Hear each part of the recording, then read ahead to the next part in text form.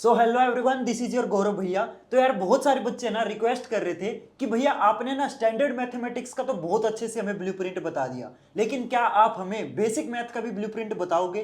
तो यस, आज की वीडियो में मैं आपको बेसिक मैथ का बहुत अच्छे से ब्लूप्रिंट बताऊंगा। और ब्लूप्रिंट के अंदर मैं आपको दो चीजें बताऊंगा। एक तो मैं आपको ये बताऊंगा कि यार किस चैप्टर में से कितने मार्क्स का पेपर में आएगा, एंड दूसरी ये चीज बताऊंगा कि यार किस चैप्टर में से किस टाइप के क्वेश्चन आते हैं। क्योंकि अगर आपको ये पता चल जाए कि यार इस चैप्टर में से ना इसी टाइप के क्वेश्चन आने वाले हैं, तो सिंपल सी बात है, आप उसी टाइप के क्वेश्चन करोगे, राइट? आप फालतू के क्वेश्चन करोगे ही नहीं, जिससे आपका जो टाइम है वो बच जाएगा। और जो टाइम आपका बचा है ना, आप वो टाइम उन चैप्टर पे इन्वेस्ट कर सकते हो जो आपको अच्छे से नहीं आते हैं। क्लियर? तो प्लीज वीडियो को एंड तक देखना, क्योंकि वीडियो के अंदर मैं आपको यह भी बताऊंगा कि किस चैप्टर में से आपके वर्ड प्रॉब्लम आने वाले हैं और किस चैप्टर में से केस बेस्ड आने वाले हैं। क्योंकि मैं देख रहा हूं यार, बच्चे है ना हर चैप्टर के केस बेस्ड क्वेश्चन करने में लगे हुए हैं, और एक्चुअली में है ना जो केस बेस्ड क्वेश्चन है वो सिर्फ 3 या 4 चैप्टर से ही आएंगे, लेकिन बच्चे क्या है हर चैप्टर के केस बेस्ड करने में लगे हुए हैं, जिससे उनका जो टाइम है वो वेस्ट हो रहा है। तो यार आपको ना हार्ड वर्क नहीं करना, आपको ना स्मार्ट वर्क करना है, क्योंकि आजकल ऐसा टाइम आ चुका है कि washing machine, TV, fridge, phone, हर चीज स्मार्ट हो चुकी है। यहां तक कि ना जो टीचर है ना वो भी स्मार्ट हो चुके हैं। तो अब बारी आ गई है स्टूडेंट को स्मार्ट होने की। तो चलो फिर शुरू करते हैं। तो आज की वीडियो में मैं आपको बेसिक मैथ का ब्लूप्रिंट बताऊंगा, और जो स्टैंडर्ड मैथ का ब्लूप्रिंट वाली वीडियो है ना वो मैं अपने चैनल पे ऑलरेडी अपलोड कर चुका हूं। अगर आपको वो वीडियो देखनी है तो उसका लिंक मैंने डिस्क्रिप्शन बॉक्स में दे दिया है, ठीक है? वहां से आप देख सकते हो। तो वैसे तो आप जानते होंगे कि जो आपका पेपर है ना वो आपका 80 नंबर का होगा, जिसको पूरा करने के लिए आपको 3 घंटे का टाइम मिलेगा। अब मैं आपको चैप्टर वाइज मार्क्स का डिस्ट्रीब्यूशन बताता हूं। तो सबसे पहला चैप्टर है आपका रियल नंबर। यार ये चैप्टर बहुत ही इजी चैप्टर है, लेकिन बहुत सारे बच्चों को ना ये चैप्टर मुश्किल लगता है, तो इसमें थोड़ी सी है ना आपको प्रैक्टिस करने की जरूरत है। अगर आप इस चैप्टर की अच्छे से प्रैक्टिस कर लेते हो तो ये चैप्टर आपको इजी लगने लग जाएगा, ठीक है? तो इस चैप्टर में से टोटल आपका 6 नंबर का फाइनल एग्जाम में आएगा, एंड 3 क्वेश्चन इसमें से 1-1 नंबर वाले होंगे, यानी कि वो सारे के सारे एमसीक्यू हैं, ठीक है? और एक क्वेश्चन इस चैप्टर में से 3 नंबर का आएगा, यानी कि टोटल हो गया 6 नंबर। तो इस चैप्टर में आपको केस बेस्ड क्वेश्चन करने की जरूरत ही नहीं है, क्योंकि सीबीएसई ने खुद बोला है कि इस चैप्टर में से आपका केस बेस्ड क्वेश्चन नहीं आएगा। जिस भी चैप्टर से वर्ड प्रॉब्लम या केस बेस्ड क्वेश्चन आने वाले हैं वो मैं आपको चैप्टर वाइज बताता रहूंगा, ठीक है? तो प्लीज आप है ना सारी चीजें अच्छे से अपनी फेयर नोटबुक के लास्ट पेज पे या फिर अपनी बुक के अंदर नोट डाउन कर लेना, क्योंकि मैं बहुत इंपॉर्टेंट चीजें आपको बता रहा हूं। फिर आता है आपका चैप्टर नंबर 2, पॉलिनोमियल्स। इस चैप्टर में से टोटल 4 नंबर का आपका फाइनल एग्जाम में आएगा। यार मेरे को ऐसा लगता है कि थोड़ा सा लेंथी चैप्टर है, तो मेरे ख्याल से थोड़ा सा ज्यादा देना चाहिए था, लेकिन ठीक ही किया, क्योंकि ये काफी मुश्किल चैप्टर लगता है बच्चों को। तो यार इसमें से 4 नंबर का फाइनल पेपर में आएगा, एक आपका एमसीक्यू आएगा और एक आपका 3 नंबर वाला क्वेश्चन आएगा। तो बहुत सारे बच्चे ना इस चैप्टर में वर्ड प्रॉब्लम करने लग जाते हैं, तो करने की जरूरत ही नहीं है, सीबीएसई ने बोला ही नहीं कि इसमें से वर्ड प्रॉब्लम दूंगा। क्लियर? तो इस तरीके से आपको थोड़ा सा स्मार्टली वर्क करना है। फिर आता है आपका chapter number 3, linear equation in 2 variable. काफी लेंथी चैप्टर है, थोड़ा सा अच्छे से प्रैक्टिस करना। तो इसमें से आपका 6 नंबर का फाइनल एग्जाम में आएगा, एक एमसीक्यू आएगा, एक आपका 2 नंबर वाला क्वेश्चन और एक आपका 3 नंबर वाला क्वेश्चन आएगा। और जो 3 नंबर वाला क्वेश्चन है वो आपका वर्ड प्रॉब्लम वाला क्वेश्चन है। तो देखो इस चैप्टर में से आपका वर्ड प्रॉब्लम आ रहा है, जो फर्स्ट और सेकंड चैप्टर था उसमें से आपका वर्ड प्रॉब्लम वाले क्वेश्चन नहीं आएंगे। क्लियर? तो यहां पे आप लिख लेना कि इस चैप्टर में से आपका वर्ड प्रॉब्लम वाला क्वेश्चन आने वाला है, यानी कि आपको इस चैप्टर के वर्ड प्रॉब्लम करने हैं। क्लियर? जहां पे भी नोट कर रहे हो वहां पे ये चीज लिख लेना। इसके बाद आता है आपका चैप्टर नंबर 4, क्वाड्रेटिक इक्वेशन। पूरा का पूरा चैप्टर आपका फॉर्मूला बेस्ड है। 3 ही मेथड है इसके अंदर जो आपको अच्छे से प्रैक्टिस करना है। पहला फैक्टराइजेशन, दूसरा है कंप्लीटिंग द स्क्वायर मेथड, और तीसरा है क्वाड्रेटिक फॉर्मूला। जिस बच्चे को ये तीनों मेथड आते होंगे ना वो इस चैप्टर में कभी भी मार नहीं खाएगा। तो प्लीज इस चैप्टर को अच्छे से प्रैक्टिस कर लेना। पूरा का पूरा चैप्टर आपका फॉर्मूला बेस्ड है। इस चैप्टर में से आपका टोटल 6 नंबर का पेपर बनेगा। तो मैं ये मानता हूं कि यार ये 6 नंबर आपके ना ऐसे मान लो फ्री के नंबर है।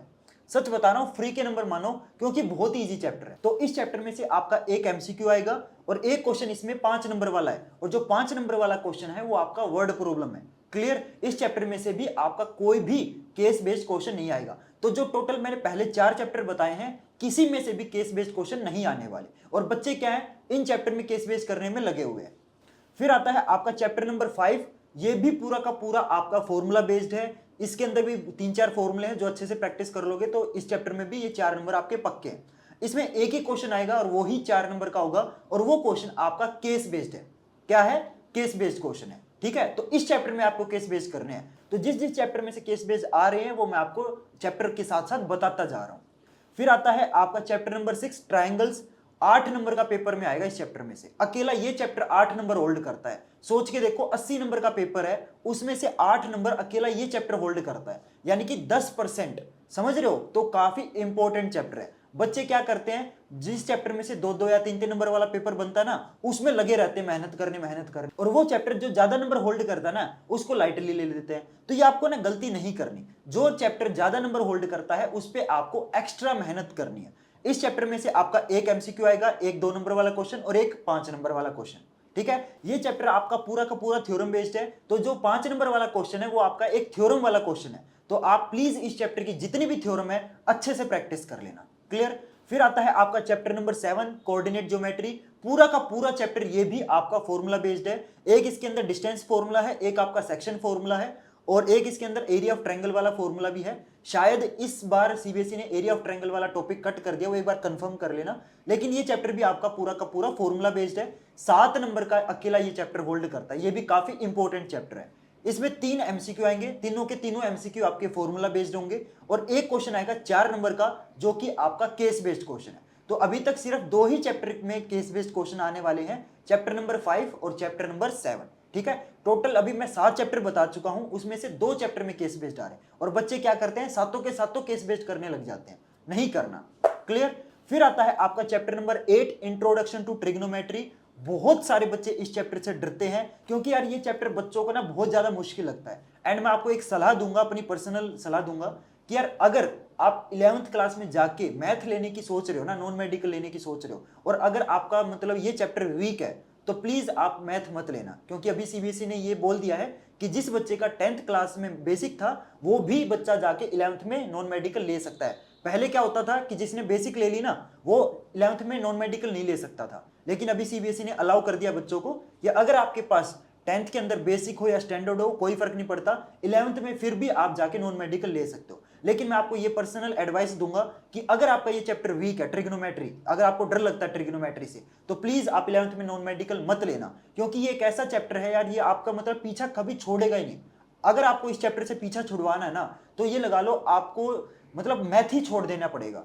चाहे आप कॉमर्स ले लेना, चाहे आप बायोलॉजी ले लेना। ऐसे मत सोचना कि यार अगर नॉन मेडिकल लेंगे, मैथ लेंगे तो ही हमारा फ्यूचर है। अगर आप कॉमर्स लेते हो, अगर आप बायो लेते हो, आर्ट्स लेते हो, हर फील्ड में आपका अच्छा स्कोप है। ऐसा नहीं है कि जो मैथ लेते हैं वही सक्सेसफुल होते हैं, ऐसा कोई कंपलसरी नहीं है। ठीक है, तो अगर आपको ये चैप्टर वीक है तो प्लीज आप 11th में कोशिश ये करना कि आप मैथ ना लो। इस चैप्टर में से भी आपका 8 नंबर का पेपर बनेगा, यानी कि ये चैप्टर भी आपका 10% होल्ड करता है। और इस चैप्टर में 3 एमसीक्यू आएंगे, एक आपका 2 नंबर वाला क्वेश्चन और एक आपका 3 नंबर वाला क्वेश्चन। इसके बाद आता है आपका chapter number 9 applications of trigonometry. इस चैप्टर में आपकी एक ही एक्सरसाइज है, और वही अकेली एक्सरसाइज में आपके 25 क्वेश्चन है, और 25 के 25 क्वेश्चन आपके केस बेस्ड है। और इस चैप्टर में से एक ही क्वेश्चन आने वाला है, और वो 4 नंबर का होगा। बहुत सारे बच्चे यार इस चैप्टर में अटक जाते हैं। अगर आप एक चीज नोटिस करोगे ना, तो इस चैप्टर में आपको 3 या 4 टाइप के ही क्वेश्चन मिलेंगे। और ऐसा नहीं है कि 25 क्वेश्चन है तो हर क्वेश्चन अलग होगा, ऐसा नहीं है। 3 या 4 टाइप के ही क्वेश्चन है। तो अगर आप अच्छे से प्रैक्टिस करोगे ना, तो ये चैप्टर आपका वीक पॉइंट की जगह स्ट्रॉन्ग पॉइंट बन जाएगा। तो प्लीज इस चैप्टर की अच्छे से प्रैक्टिस कर लेना, क्योंकि इस चैप्टर में भी आपका एक केस बेस्ड क्वेश्चन आने वाला है। ठीक है, फिर आता है आपका चैप्टर नंबर 10 सर्कल्स, और इस चैप्टर में से टोटल 6 नंबर का आपका फाइनल एग्जाम में आएगा। इस चैप्टर में से 3 क्वेश्चन आएंगे, एक एमसीक्यू वाला, एक 2 नंबर वाला और एक 3 नंबर वाला। ठीक है, फिर आता है आपका चैप्टर नंबर 11 कंस्ट्रक्शन। सब जानते हैं ये चैप्टर आपका सिलेबस से कट है। फिर आता है chapter number 12 area related to circle.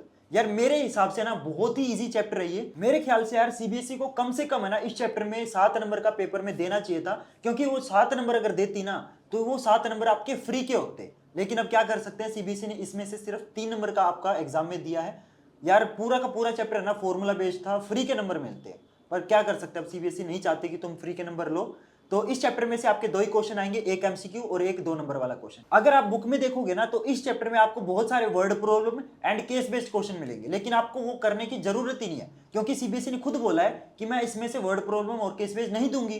Right, लेकिन बच्चे क्या है, वर्ड प्रॉब्लम करने में लगे हुए हैं, वो बहुत ज्यादा टाइम वेस्ट कर रहे हैं बिना बात। यही चीज तो है जो आपको उनसे आगे बढ़ाएगी, यही चीज तो है जो आपको टॉपर बनाएगी। आपने नोटिस किया होगा, टॉपर है ना, ज्यादा मेहनत नहीं करते, उनके पास है ना बहुत ज्यादा फ्री टाइम होता है। वो अगर आप नोटिस करोगे तो वो ज्यादातर खाली रहते हैं, और आप सोचते हो यार ये खाली है फिर भी ये ज्यादा नंबर स्कोर कर लेता है, क्योंकि वो उतना ही पढ़ते हैं जितना उनका पेपर में आने वाला है। वो फालतू चीजें कभी भी नहीं टच करेंगे, वो इस चैप्टर के वर्ड प्रॉब्लम या केस बेस्ड क्वेश्चन करेंगे ही नहीं, और आप करने में लगे हुए हो। तो यही तो खेल है ना, आप वो चीज करने में लगे हुए हो जो आपकी एग्जाम में आनी ही नहीं है, और वो टॉपर बच्चा क्या करेगा, वही चीज करेगा जो आपकी एग्जाम में आनी है। क्लियर। फिर आता है आपका chapter number 13, surface area and volume. तो यार ये चैप्टर आप ऑलरेडी 9th क्लास में एक बार पढ़ चुके हो, तो आपको ज्यादा दिक्कत नहीं आएगी इस चैप्टर में, और आप जानते भी होंगे कि ये चैप्टर भी आपका पूरा का पूरा फॉर्मूला बेस्ड है। तो इसमें से भी आपका टोटल 7 नंबर का फाइनल एग्जाम में आएगा, क्योंकि थोड़ा सा लेंथी चैप्टर है ये। और इसमें 2 आपके एमसीक्यू आएंगे 1-1 नंबर वाले, और एक क्वेश्चन इसमें आएगा 5 नंबर का। ठीक है, तो अच्छे से प्रैक्टिस कर लेना। अगर आप इस चैप्टर में अच्छा स्कोर करना चाहते हो तो आपको ना इस चैप्टर के जितने भी फॉर्मूले हैं ना वो आपके बिल्कुल फिंगर टिप्स पे होने चाहिए। फिर आता है आपका चैप्टर नंबर 14, स्टैटिस्टिक्स। ये चैप्टर थोड़ा सा आपके लिए नया हो सकता है, हालांकि इसकी 1-2 चीजें आप 8th क्लास में पढ़ चुके हो, मीन मोड मीडियन, लेकिन काफी चीजें इसमें है ना नई है, तो आपको ज्यादा मेहनत करनी पड़ेगी। पूरा का पूरा चैप्टर आपका प्रैक्टिस बेस्ड है, जितनी ज्यादा इस चैप्टर में प्रैक्टिस करोगे उतना बढ़िया आप इस चैप्टर में शार्प होते चले जाओगे। तो प्लीज इस चैप्टर की अच्छे से प्रैक्टिस करना। 7 नंबर ये चैप्टर होल्ड करता है, तो बहुत ज्यादा होते हैं 7 नंबर। तो इस चैप्टर में आपके 3 क्वेश्चन आएंगे, जिसमें से 2 क्वेश्चन आपके एमसीक्यू वाले होंगे 1-1 नंबर के, और एक क्वेश्चन आएगा 5 नंबर का। और ये 5 नंबर वाला क्वेश्चन बताऊं कौन सा आएगा, इस चैप्टर में ना एक एक्स वाई वाला क्वेश्चन है। हो सकता है अभी तक आपके स्कूल में ये चैप्टर ना हुआ हो, तो आप ना समझ पाओ कि मैं कौन से क्वेश्चन की बात कर रहा हूं। एक क्वेश्चन है इस चैप्टर के अंदर जिसमें आपको ना मीडियन दिया होता है, और उसमें ना एक्स वाई निकालना होता है। जब आपके स्कूल में होगा ना तो आप पहचान जाओगे। तो प्लीज इसको साथ में नोट कर लेना कि मैं कौन से क्वेश्चन की बात कर रहा हूं। वो क्वेश्चन गारंटी दे रहा हूं, चाहे मेरे से ना स्टैम्प पेपर पे लिखवा लो, वो क्वेश्चन पक्का आपके एग्जाम में आएगा ही आएगा, क्योंकि पिछले 3 साल से वो क्वेश्चन आ रहा है। ठीक है, तो प्लीज नोट कर लेना जहां पे भी नोट कर रहे हो कि जो मीडियन वाला क्वेश्चन है जिसके अंदर एक्स वाई निकालना है, वो आपको अच्छे से करके जाना है। ठीक है, इसके बाद आता है आपका चैप्टर नंबर 15, प्रोबेबिलिटी। पूरे सिलेबस का सबसे इजीएस्ट चैप्टर है ये, और ये चैप्टर आप ऑलरेडी 9th क्लास में कर चुके हो, तो आपको पता है कितना आसान लगता है ये चैप्टर। तो यार 4 नंबर का ये फाइनल एग्जाम में आने वाला है। मैं ये मानता हूं कि यार अगर आप अच्छे से प्रैक्टिस करोगे ना तो ये 4 नंबर आपको ना ऐसे मिल जाएंगे। तो इस चैप्टर में से 2 ही क्वेश्चन आने वाले, एक आपका एमसीक्यू आएगा और एक आपका 3 नंबर वाला क्वेश्चन है। तो गाइज मैंने आपको पूरे सिलेबस का चैप्टर वाइज मार्क्स डिस्ट्रीब्यूशन बता दिया, और साथ में यह भी बताया है कि किस चैप्टर में आपको वर्ड प्रॉब्लम करने हैं और किस चैप्टर में आपको केस बेस्ड करने हैं। तो प्लीज नोट डाउन कर लेना, ठीक है, कि यार इस चैप्टर में से वर्ड प्रॉब्लम आने वाले हैं और इस चैप्टर में से केस बेस्ड आने वाले हैं। फालतू के चैप्टर में वर्ड प्रॉब्लम या केस बेस्ड करने की जरूरत नहीं है। ठीक है, स्मार्टली वर्क करना है। जिस चैप्टर में से सीबीएसई पूछ रही है सिर्फ उसी चैप्टर के वर्ड प्रॉब्लम करने हैं। फालतू के चैप्टर के करोगे तो वो आपका कहीं ना कहीं टाइम वेस्ट ही है। ओके गाइज, तो होप करता हूं आपको सारी चीजें अच्छे से समझ आ गई होंगी, और प्लीज मुझे कमेंट करके बताना कि क्या मुझे इसी तरीके से बाकी सब्जेक्ट्स का भी ब्लूप्रिंट अपलोड करना चाहिए। अगर आप बोलोगे ना तो मैं जरूर अपलोड कर दूंगा। एंड होप करता हूं आपको सारी चीजें अच्छे से समझ आ गई होंगी। प्लीज यार वीडियो को लाइक कर देना और चैनल को सब्सक्राइब कर लेना, क्योंकि मैं इसी टाइप की वीडियोस है ना अपने चैनल पे अपलोड करता रहता हूं। और प्लीज इस वीडियो को अपने फ्रेंड्स और क्लासमेट के साथ शेयर कर देना, ताकि वो भी ना हार्डवर्क की जगह स्मार्ट वर्क करने लग जाए। ओके, तो गाइज मिलते हैं फिर नेक्स्ट वीडियो में नए टॉपिक के साथ। तब तक के लिए goodbye and have a nice day.